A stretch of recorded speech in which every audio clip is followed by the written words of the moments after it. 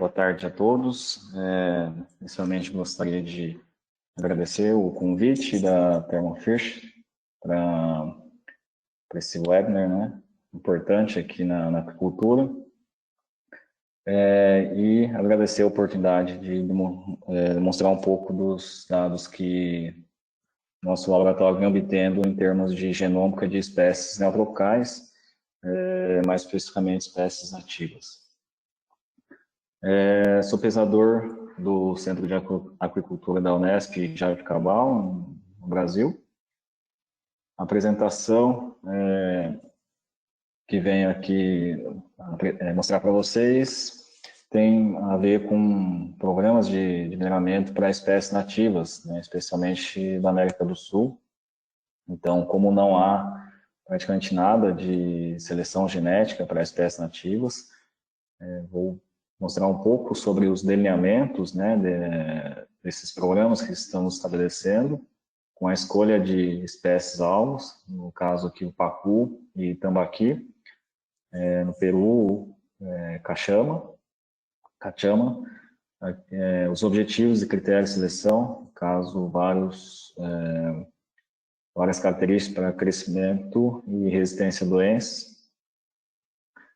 avaliação de genética, de parâmetros genéticos dessas características produtivas, como herdabilidade e correlação genética entre as características, e por fim o desenvolvimento de ferramentas genômicas para a seleção de genótipos superiores, que é a validação de um zip array para espécies nativas, e a aplicação dessa ferramenta.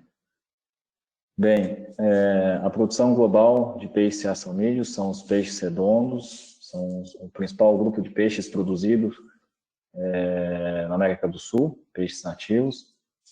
Vejam que a produção, a principal produção aqui é de Pirapitinga, que é um Piarax brachypon, cerca de 250 mil toneladas em 2015, e a segunda espécie mais produzida é o tambaqui, Colossoma macropon, com cerca de 140 mil toneladas.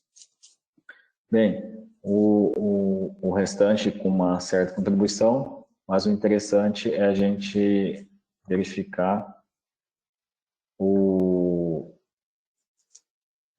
a contribuição principal, né, de peixes redondos no mundo é da China. É um peixe exótico para eles, mas eles conseguem produzir de uma única só espécie toda a produção que a gente tem aqui na América do Sul. Em relação à produção de açamídeos na América do Sul, o principal produtor é o Brasil, em 2016 com cerca de 140 mil toneladas. E também tem a produção de híbridos, no caso, cruzamentos interespecíficos como pacu e pirapitinga, que são duas espécies de piaratos, também contribuindo, de certa forma, com a produção, né? E somando a produção de tambaqui, a gente corresponde aí a cerca de 30% a 40% da produção nacional de peixes continentais. Mas toda a produção desse açamídeo é ainda baseado em animais que não foram selecionados geneticamente.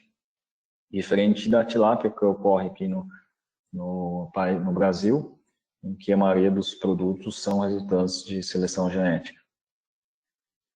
Bom, então, o estabelecimento do nosso núcleo de melhoramento no CAUNESP, em Jaboticabal, Brasil, começando com vários estudos de pré-melhoramento, avaliação de variabilidade, análise de parentesco e de pureza genética, na escolha de melhores reprodutores para a formação da população base, e também delinear as melhores estratégias de acasalamento.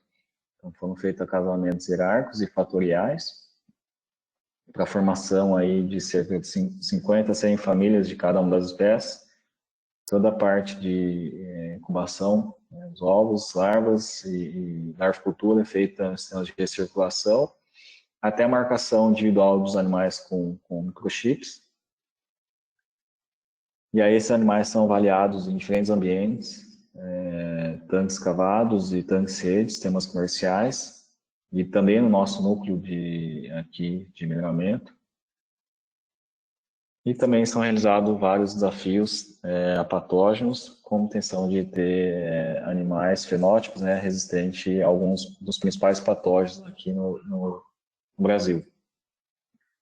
E aí segue, então, para a obtenção de genótipos, que a gente vai ver logo em seguida, para também para selecionar esses animais para a próxima geração.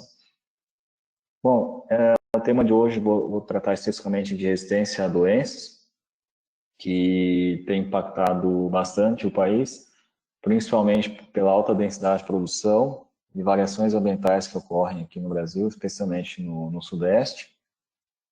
E a apicultura hoje no Brasil está crescendo de forma exponencial e a gente está desenvolvendo pacotes, né, medidas que visam diminuir o surto de doenças. Mas esses são inevitáveis, causando alta mortalidade. E hoje a gente não tem uma estimativa real de quanto é perdido em pisciculturas, né? Estima-se cerca de 20%, e em alguns casos todo o estoque. E o que a gente tem para combater isso são o uso de medicamentos, que muitas vezes pode ser restrito, vacinas para poucos patógenos, que no caso a gente não tem vacina comercial para a espécie nativa, poucos suplementos, né, alimentares e falta de medidas de biossegurança. E a nossa área que é a falta de seleção genética para animais resistentes. Então é nesse tópico que eu vou comentar a minha apresentação. Desenvolvemos vários desafios contra um parasita, que é o principal parasita, ectoparasita aqui no Brasil, e também no mundo, um dos principais causadores, né, de surtos de doença, é um parasita cosmopolita, um protozoário, que aparece e surge com a variação de temperatura. E uma bactéria também espalhada pelo mundo inteiro, em vários continentes, né, desde a Ásia, aqui na América, que era o Monas hydrophila, não é espécie específica, atinge várias espécies, incluindo espécies nativas aqui no Brasil. Então foram avaliados para a bactéria sobrevivência ao teste desafio, tempo de morte e quantidade de parasita também para o íctio, alguns dados de parâmetros genéticos, as heredabilidades aqui para Pacu em relação a Aeromonas hydrophila, heredabilidade de baixo e moderado, né, mostrando que a característica ela pode ser selecionada por melhoramento genético. Aqui também em relação ao tambaqui, incluímos também um experimento de análise de ganho de peso na fase juvenil, para tentar correlacionar com a resistência. Encontramos de baixa a moderada controle genético por essas características, valores de herdabilidade, uma baixa correlação positiva, mas uma baixa correlação entre crescimento na fase juvenil e resistência a esse patógeno, mostrando que a gente consegue também selecionar essas duas características no tambaqui. Um outro trabalho avaliando os parâmetros genéticos do íctio, que é o ectoparasita, mostrando que na foto a infestação do parasita na brânquia, que aí causa dificuldades de capturar oxigênio, respiração do animal, levando a surtos de doença. As heredabilidades foram altas, mostrando que a gente pode selecionar animais a esse parasita. Bom, e por último, sobre o desenvolvimento de SNP array para espécies nativas, a gente viu na apresentação anteriores, né, do José Manuel, os arrays de salmão e truta que já estão disponíveis, os arrays de tilápias que vem chegando, né, só que para espécies nativas, a falta de recursos genômicos que impede da gente avançar de forma rápida no ganho genético desses animais. Então, desenvolvemos um SNP array para multiespécie, pacu e tambaqui, de 60 mil SNPs, são 30 mil SNPs para cada espécie. A fonte de obtenção dos SNPs, a gente na época não havia um genoma de referência nível cromossômico para tambaqui nem pacu, então foram feitas estratégias de redução de genoma para sequenciar, como RADSEQ, PID-RADSEQ, GBS, ou RNA-seq. tanto para tambaqui e pacu. Tambaqui, como ele é mais amplamente cultivado na América do Sul, a gente conseguiu obter amostras de diferentes localidades, né? Colômbia, Peru e diferentes regiões do Brasil. Aqui mostrando sobre os dados descritivos do Snip Array, após vários critérios de filtros, né, de alta qualidade, selecionamos 130 mil marcadores para ser incluídos no Snip Array, e aí sobraram só 30 mil de ótima qualidade, que a gente filtrou. Tambaqui, a partir de 80 mil, selecionamos os 30 mil melhores.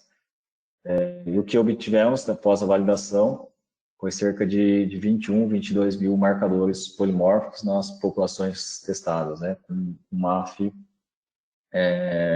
relativamente alto. Aqui 2 gráficos demonstrando a diferença de distribuição de MAF, né, dos SNPs. Em pacu temos uma maior quantidade de alelos menos frequente, isso devido à metodologia que a gente usou, cerca aí de 20% dos SNPs são provenientes de RNA-seq, que são associados a genes, então tem uma taxa de mutação menor. Aqui as análises populacionais que a gente fez para validar o Snip Array, 4 culturas de pacu e 5 culturas de tambaqui, 3 do Brasil, 1 da Colômbia e 1 do Peru. Mais para mostrar aqui os SNPs segregantes em cada população. Então, por exemplo, em pacu a gente tem SNPs variando de SNPs polimórficos, né, na piscicultura 3 de 14 mil até cerca de 20 mil para a piscicultura 4 e, similarmente, para o tambaqui.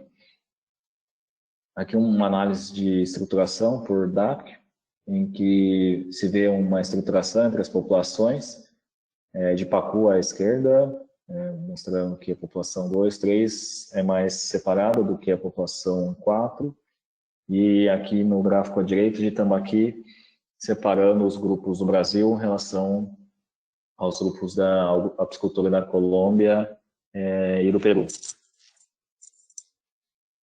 Então, foi feita também uma análise de desequilíbrio de ligação, na palestra do Garcia a gente viu, ele introduziu um pouco sobre o assunto. A gente não tinha um genoma de referência a nível cromossômico para as espécies, então, só que queríamos ter uma ideia de cobertura genômica desses marcadores e ver a redundância da informação genotípica no painel nas diferentes populações. Como a análise é em nível populacional, a gente analisou as populações e usando um R, né, um fator forte de desequilíbrio de ligação de 0,8, a gente vê que tem populações de pacu, por exemplo, à esquerda, que tem 9 mil SNPs, né, informativos, enquanto tem população com cerca de 20 mil SNPs informativos. O tambaqui, um pouco mais homogêneo, com populações com formação de 11 mil SNPs informativos e algumas com cerca de 15 mil.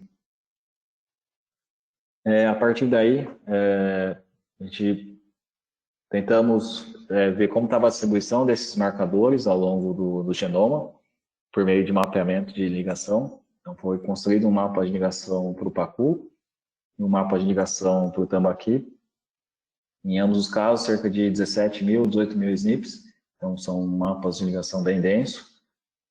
Aproximadamente 2.300 é o tamanho total, o comprimento dos mapas, uma média que variou de 0,11 a 0,13 centimórgano, mostrando uma alta distribuição dos marcadores e densidade ao longo dos grupos de ligação e dos cromossomos. A análise de sintenia genômica, feita com Astyanax mexicanus, que é uma espécie que tem a espécie mais próxima com um genoma de referência nível cromossômico disponível.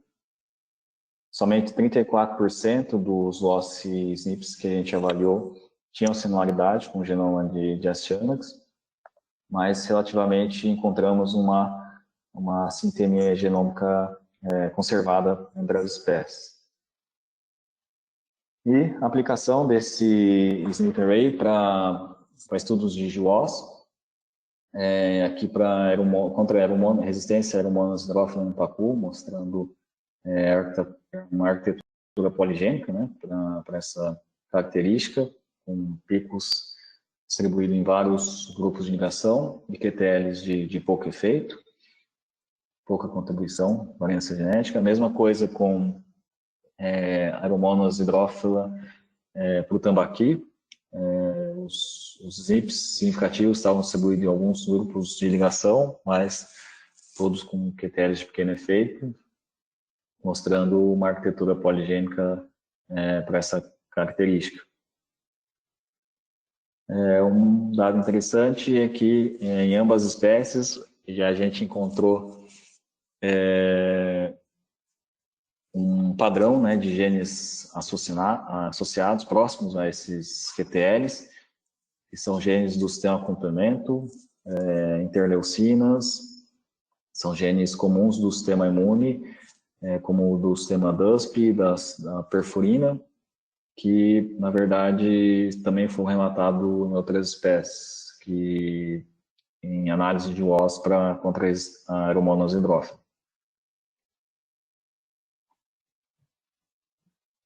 Em relação ao parasita, encontramos 4 SNPs significativos, mas também com uma baixa proporção da variância genética. Mas esses SNPs estavam associados com genes também já relatados em parasitas, especialmente parasitas salmonídeos, mostrando que realmente esses genes podem ter efeito sobre resistência a esse parasita. No caso aqui, como a gente identificou para tempo de morte e quantidade de parasitas. Então, genes do sistema complemento, genes de fatores de crescimento transformante, já foram relatados em outras situações. Por fim, as conclusões aqui, hoje a gente tem uma ferramenta eficiente em nível genômico para aplicar na melhoria da cultura de espécies nativas, especialmente em seleção, programa de seleção. A gente agora está em fase de testar seleção genômica a partir desse painel, e usando um painel de baixa densidade também. A arquitetura poligênica foi detectado para resistência a Aeromonas hidrófila e ictio em tambaqui e pacu. E detectamos mecanismos, né, que sobrepõem, que são comuns, né, envolvidos na defesa de bactérias e parasitas em diferentes espécies, né, como no caso do pacu e tambaqui, mas que corroboramos dados já prévios da literatura. Gostaria de agradecer as agências de fomento, especialmente CNPq e FAPESP, e também ao CONICIT do Chile, que via um projeto de colaboração com o José Yanes, da Universidade do Chile, permitiu a gente desenvolver todos esses estudos. E aos outros colaboradores também que participaram das análises dos dados, aos pesquisadores aqui de Jabuticabal, da Unesp, e ao nosso grupo, ao laboratório que vem desenvolvendo todas as análises. Muito obrigado.